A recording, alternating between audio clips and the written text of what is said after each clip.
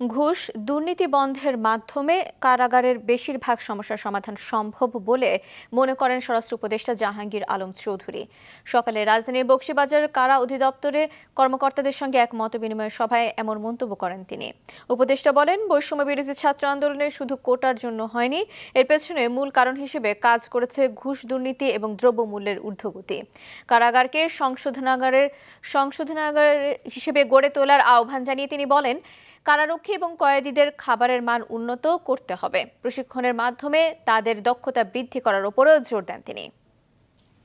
কারারক্ষীরা তাদের যে সমস্যার কথা বলে, তাকে একটা বড় সমস্যা, তাদের খাওয়ার মান ঠিক নেই। এটার ভিতরে একটা বড় ধরনের ঝামেলা আছে। এটার ভিতরে আপনারা যারা যারা ইনভলভ আছেন তারা সাবধান হয়ে যান। কোনো ধরনের ছাড় দেওয়া হবে না। কারারক্ষীদেরও খাবারের মানের উন্নতি করতে হবে এবং যারা কয়েদি তাদেরও খাওয়ার মান উন্নতি করতে হবে।